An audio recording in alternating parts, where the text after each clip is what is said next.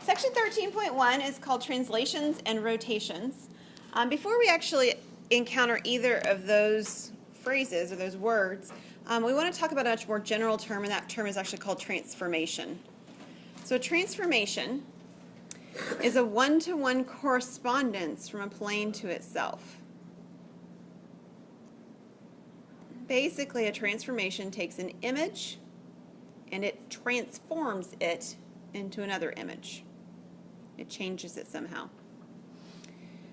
One-to-one correspondence, since I used that phrase, I should probably tell you what I mean by it, is a relationship between two shapes where each figure in the first image is paired with a corresponding figure in the second image.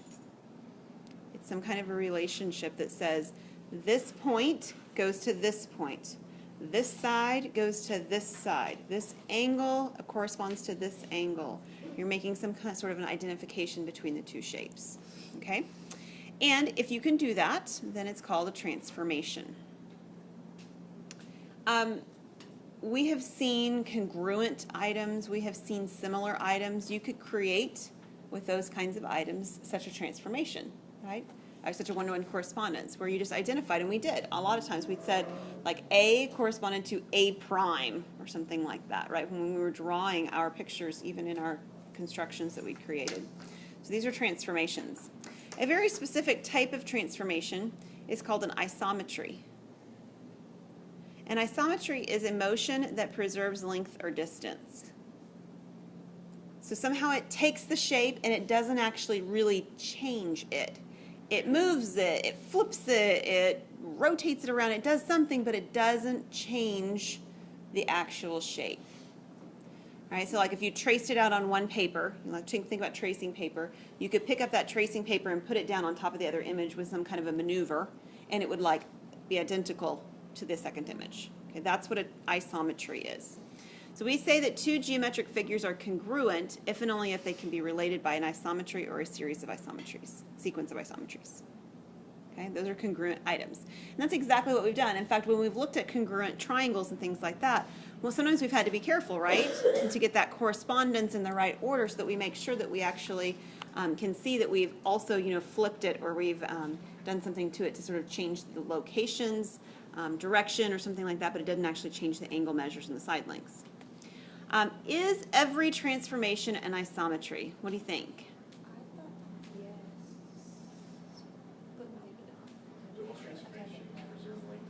That's the question. Okay, that's a good way to rephrase it, Brendan. So Brendan says the question then is asking, do all transformations preserve length and distance? The answer is no, they don't. A simple one that you've seen is actually similar triangles. All right, similar triangles is a one-to-one correspondence, a transformation where somehow you've scaled it differently, right? You've scaled it down to being half as big, or to 3 times as big, or to 4/5 or something like that. So similar triangles or similar shapes in general would actually be a transformation. They have this one-to-one correspondence, but they don't preserve the length of things. So the answer here is no, not every transformation is an isometry. So an isometry is something special. And what we're going to encounter today are some different types of transformations, and as we encounter them, we're going to ask ourselves, is this an isometry? Okay, does it preserve the length or the distance? All right, so the first one we're going to look at is called a translation. A translation moves every point of an object a specific distance and a specified direction along a straight line. Okay, so these are the ones that when we're dealing with like congruent triangles that you guys like, because it's easy to see the correspondence. All they did was take the image and they copied it like over here, right? So it almost just looks like they just shifted it. Sometimes you'll hear the phrase shift when you hear the word translation. The word translations are isometries. Okay, right? Obviously, if you took the image and all you did was pick it up and you moved it somewhere else like this, it even kept the same direction, that's an isometry. All the lengths were the same. Pre-image is what we call the original figure, and then image is what we call the resulting figure. So just some vocab to try to keep our minds wrapped around. The translation is also sometimes called a slide. because it's an action that mimics the motion of a child sliding. So imagine, here's my child sliding. He's on your page 2, right? The pre-image, the original child at the top of the slide. The image is the child at the bottom of the slide.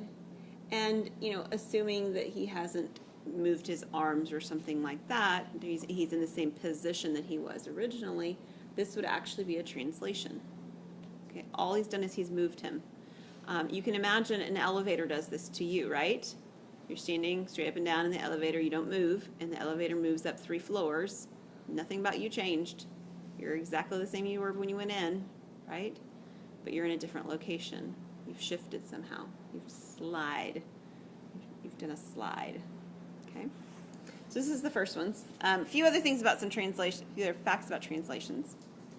In a translation, the image of all points are determined by the slide arrow, so that all parts move in the same distance, move the same distance in the same direction.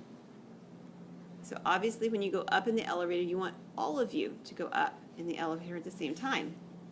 You don't want part of you left on floor 2 and you went up to floor 3. Not be good.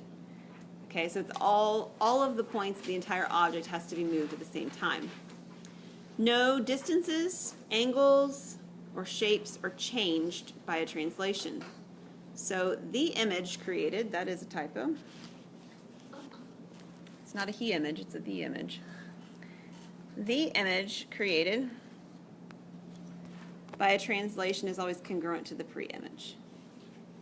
And that's what it's supposed to mean if it's an isometry, right? Is that it's a congruent image to the pre-image. All right, so one way of doing this that's nice is with a dot grid. So you determine the direction and the distance of the slide arrow, and then you move all points accordingly. So you can do this with simply dots. And so your next example, I've actually got just a dot grid on your paper. I was having a very difficult time getting an image to cooperate with me that I would like and that had the space that I needed from the internet to actually do what I wanted it to do. So I decided that we would just create it ourselves when we got to class. That's what we're going to do. So what we're going to first do is we're going to create the slide arrow. I'm going to show you what the slide arrow looks like. So I want you to take the third dot from the bottom and draw it up to the dot on the top. It's the second one. We'll call this dot on the bottom X, and we'll call this one X prime, and that's what they're referencing in this particular question. So this is not something like you always get to do. This is something that would be given to you. Okay? I just couldn't get my pictures to do what I want them to do. So that's why we're doing it together. All right, so this is the slide arrow that it's referencing. And then you also have to be given a pre-image. So we're going to create that pre-image as well. Again, it's something that you would have already been given, but we're going to create it now because, you know, me and the internet weren't cooperating apparently. So this is our, that's not a very good one, but this is our,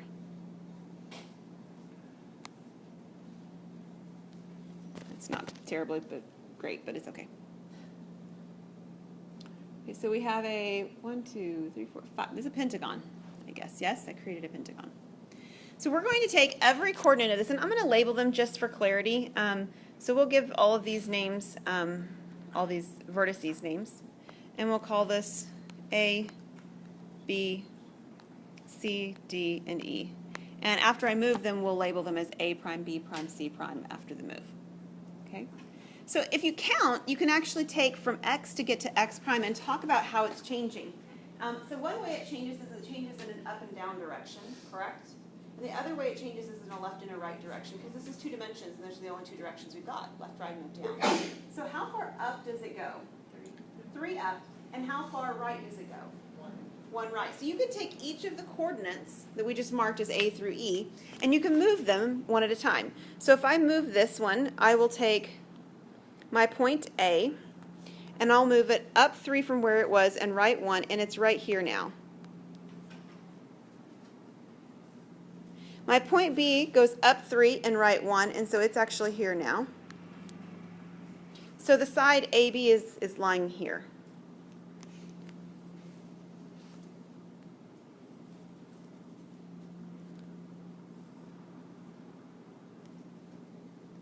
Okay? C, you can do this at one of 2 ways now. We can keep going up 3 and right 1, Or you can actually talk about taking just the image at this point, right? So how are B and C related? Well, C is 2 above B, right? So C prime will be 2 above B prime. So don't necessarily have to keep counting from the original diagram. I could actually look at the original diagram's shape and actually use that as well. So if I did this piece, I'm right here. And then I should have to go 1 over to get to D prime. And then I would have to go back to A, sorry, here, there's my E. Back over here to get my E prime, and then down to get A prime.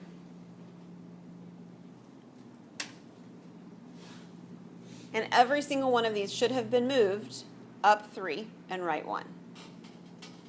So are we good with that? Okay. So this is one way of doing it with just this is called a dot grid. Another way to do it is actually inside of the rectangular coordinate system, so like the Cartesian plane, the XY axis. So we can explain translations using coordinates from the Cartesian plane. The translation on this screen right now is shown from O to O prime and is applied to triangle ABC. So the blue triangle is triangle ABC, right? This is my blue triangle. And I'm moving it into this green triangle here. Okay? So the question is, how have I shifted each of the pairs of points? It's a left, right, and an up, down direction. So let's talk about the left, right. How have I shifted it in terms of the left and rightness of the object? How many? 5. Do you count 5? It should be the same image on your paper too if you want to count it from your paper. Is it 5? Yeah. Okay, so it's shifted it right 5. Well, when we move things right and left in the coordinate axes, we're affecting the x values, because the x values are our right and left values, or horizontal. So we can actually talk about this taking the x value we originally had and adding 5 to it. Now take that same image and talk about how far up and down it went. So how far up or down did it go? It went down 2, right? So if it went down 2, that's affecting the y value. So what do you suppose I should do for y? Y minus 2. So it's always addition and subtraction, and it's always affecting x and y. So we're shifting this over to the right 5, and then we're shifting it down 2. And both of those shifts make the translation that looks like x plus 5, y plus 2.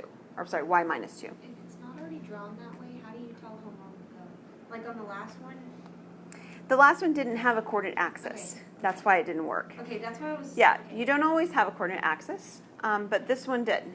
This is just a different way of doing the same kind of problem. I was just curious. Yeah. So in general, we can actually do translations like this with a coordinate axis. You can add or subtract values to x. You can add or subtract values to y. We can't do any multiplying, though. Any idea why we can't do multiplying? What would multiplying or dividing either one do to a shape? I mean, you would go twice the amount. Okay, twice the amount. So what do you think? What do you mean by twice the amount, Morgan? Like, you would go more than you need to. Not or like quite. more than this, I don't know. You're right, but you're kind of trailing off at the end there. But I Yeah, think I that know. Kaylee had something else. What do you think? Changes the size. Yeah. So if you actually multiplied by a value, it would change something. It would actually change all the lengths. And that makes it not a translation, right? Because it was supposed to preserve all the lengths. All it's supposed to do is to take it and to shift it, right? You don't want to go up the elevator and all of a sudden you're 3 inches shorter, right? Doesn't work very well, okay? Same height when you get to the top of the elevator as you were originally. Okay, so that's what's going on with a translation. All right, we're going to do an example. Here's our example. And what we're going to do is we're going to take this image, and I'm going to let you do it yourself, and then I'll draw the image and make sure that everybody has the same object. And we're going to use this translation of x minus 3, y plus 1, and then we're going to label the coordinates after we've done that. Okay, so take each of the original coordinates, a, b, and c, and find their new location by doing x minus 3, y plus 1. Give it your best shot. If you're using pencil, you can always erase, okay?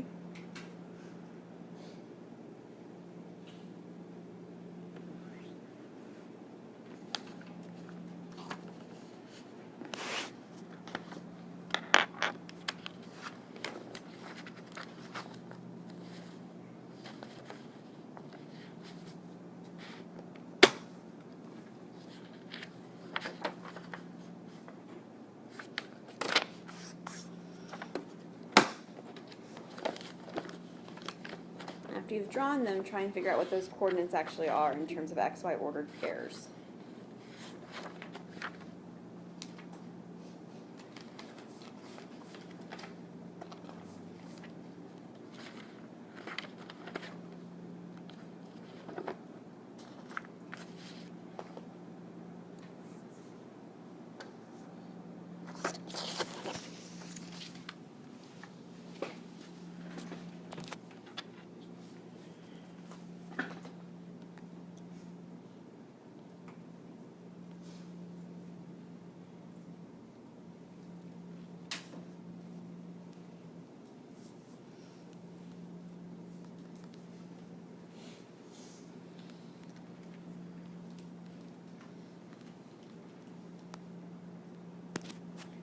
This is the triangle I have.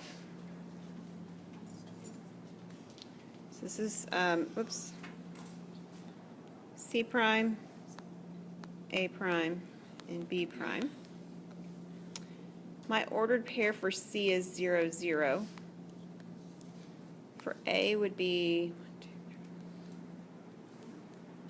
so -4, -4, 2, and -2, 5. -2, 5. Now,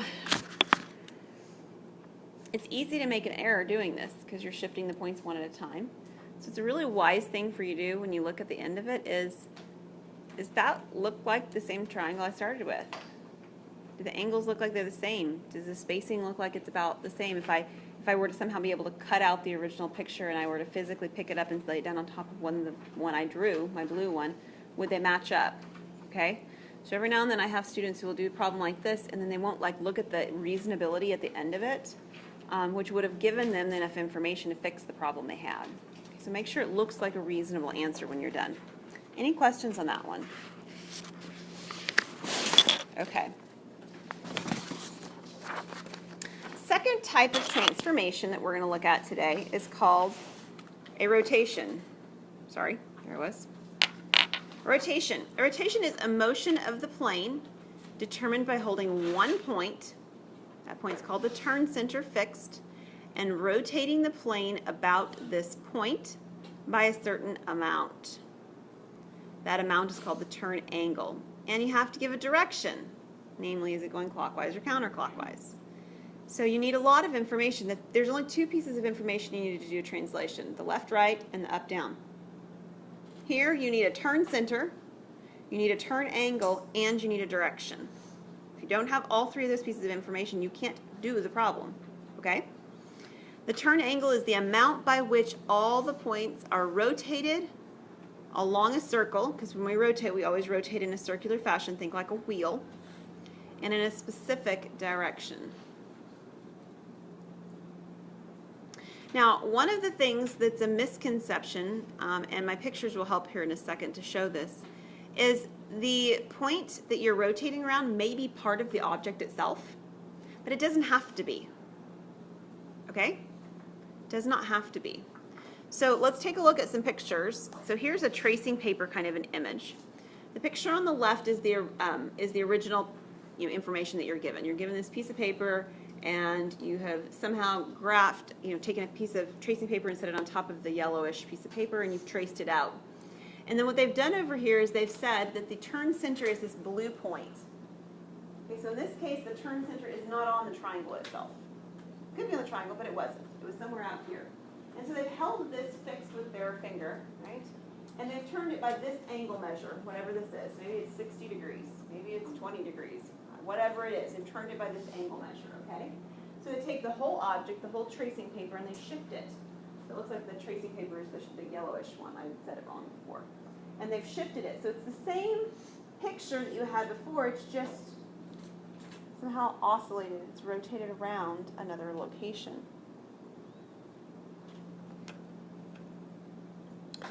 The entire image is picked up and turned. That's what a rotation is. It's picked up and turned, all at the same time. And because it's doing it all at the same time, no distances, angles, sizes, or shapes of the pre-image are changed by a rotation, which makes rotations an isometry.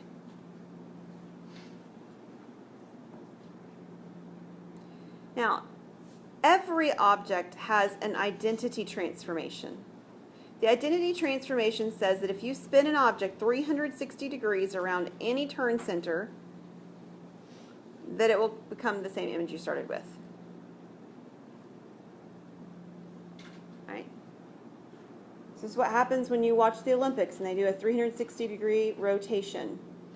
Olympics, like the gymnastics or the diving or something like that, right? So if they started off head into the water, they do a 360 rotation, they end up head in the water, right, first. Same thing's true for, like when people talk about you made a 360-degree turn. If you made a 360-degree turn in your car, you didn't do very much. You're going back the same direction you started in, right? 360 degrees means all the way around. So if I make a 360-degree rotation, I'm going like this. That's 360 degrees. So every object has that ability to do that, right? To be the exact same image you had when you're done as when you started with. So there are not only, of course, that rotation. Any other rotation would be something truly, we would say would be less than 360. Technically, yes, you can go over 360, but it has a representation that would be less than a 360, so we're usually going to reference that one. A half turn would be a 180-degree rotation. So here's our guy, and he's been rotated about this point, right? Like a cartwheel. He's standing on his head here, and then he's rotated back straight up and down over here. This object looks like it's a flag underwater or something like that, and it's rotated now it's this flag above water. And this object looks like, kind of looks like what happens when you see the sun reflecting on a lake or something like that. This is the reflection piece, and this is the piece of the actual sun. All right, so we have this rotation ability, and all three of these show objects' turn centers that are off of the object themselves. Okay? But they don't have to be. They could be on the object themselves, the turn center. So imagine if you had this little guy. We're going to draw an easy image. We'll just draw a triangle. Imagine if you had this triangle. And we'll even make it a right triangle because it's so nice to work with. You have a right triangle, and the turn center is the corner of it. It could even be like the center of the triangle, right? Something in the middle. We had several centers, circumcenter and the end center and things like that. We could spin around the point somewhere inside the interior of the triangle. It's easier not to, so I'm going to choose the corner point right here. If I were rotating this 180 degrees, all these pieces would rotate. Let me move it up actually because I'm a little bit off my screen if I keep working down here. If I rotate this 180 degrees, notice 180 degrees doesn't even need me to tell you that it's clockwise or counterclockwise, right? Because clockwise 180 would be the same as counterclockwise 180, so it's not actually necessary. But let's say now that we're going to rotate this 180 degrees, so we're rotating it down this direction, right? So what would the object look like? Well, this piece would get reflected down where this piece is right here. And this piece that's on the far left would be reflected down here. And we'd have our triangle on this corner over here. It's not perfect because I'm drawing it freehand. But can you imagine spinning the triangle along one of its actual vertices and it ending up down here? Notice there's one point that did not change locations, isn't there? The turn center. So it's okay. In fact, it always is the case that the turn center will not change locations. It's just not drawn very well, Brendan. I'm sorry. It looks almost like I've got the image changing size. Is that any better? Go from bottom left to top right. Oh, I totally drew it wrong. You're right. Yeah, Sorry. Here we go. Yeah, that's what I was like. This is what happens when you make up examples so you can show something on the spot. That's better. Now it's a bow tie. How much more fun is that? What a better image. All right, so yeah, every image should be rotating 180 degrees. So if you talked about this image right here, it should be rotating 180 degrees, which would be here. And then this image that's straight up and down would be rotating to down here. Thank you for correcting that. I appreciate it. For some nice rotations, such as 90-degree rotations, a dot grid works really well for visualizing the rotation. So I'm going to do an example with you with a dot grid. I was trying to kind of show it with the grids that are sort of on my backdrops of my screen, but a dot grid's easier to work with. So here's a dot grid with O. We'll see if I can get this one drawn right this time. This object has the corner point O that's actually on our figure, just like the image I was trying to create, right? So this point O is not going to change locations. it can't move. It's the turn center. Now, this one talks about a 90-degree rotation, and it tells you it's counterclockwise. So if you're not doing 180, you do need to know, or 360, I guess, you do need to know what the object's rotation, why am I blanking on the word I want? Direction's the word I want. What the direction is of the rotation. This one is a direction that is counterclockwise. Okay, so we need to take the whole object and we need to rotate it 90 degrees. So I think it would probably be best for us to take a part of the object at a time. So let's take this particular part, the part that I've drawn in. I drew it blue and you can't even see it, or at least barely. How about I draw it in red? How about that one? We want to rotate that counterclockwise 90 degrees. The point that's on O is not going to change. So that's sort of our swivel arm, right? It's going to swivel around that point. If I rotate that 90 degrees counterclockwise, where will it be when I'm done? Straight up. That'd be 180. Will it be where the top second? It'll be where the top second piece is, and it would probably be helpful for us to sort of notice that. So this piece moves here, right? 90 degrees around the blue point, it's going to move to that location there. So that's a new object. Let's do the straight piece that's on the bottom. I'll try to get these color coordinated to be helpful for us. Let's try green. How about this piece down here? I drew it a little bit high on purpose. Well, it better touch the same corner that it originally was touching. That's this one. It has to touch that. I mean, you can't disconnect things when you're rotating, and it's supposed to be an isometry, right? Where will it go from there? It will go up 2. So this one will have this shape right here. Okay. Let's see what's next. How about the original red one that I drew? Let's draw it in yellow. This piece right here, the original shapes piece right there, if that one rotates 90 degrees, where will it be? Straight up. That'll be straight up and down. So that yellow piece goes straight up and down. Do you almost get the last one for free? Yeah, you do.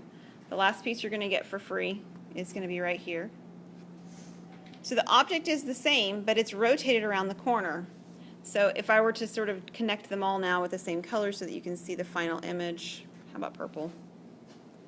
We have this object as our final image. So the object took its shape and then it spun 90 degrees like this and is up here now. It was pointing left, right by 2 units. Now it's pointing up and down by 2 units. It had this slant here and this slant's down over here. 90 degrees is okay. We can do it with 90 degrees. If you don't do 90 degrees or 180 degrees or maybe even a 270 would be okay. Those are numbers you can do with a dot grid. Anything else you really can't. So we're not going to like look at a dot grid and go, how about we rotate 30 degrees? We're not going to do that. Okay, so don't get too worried about that. I would like to take this time, since we have a little bit more time on this one, and show you another option on this that's kind of cool. So give me just a second to show you this.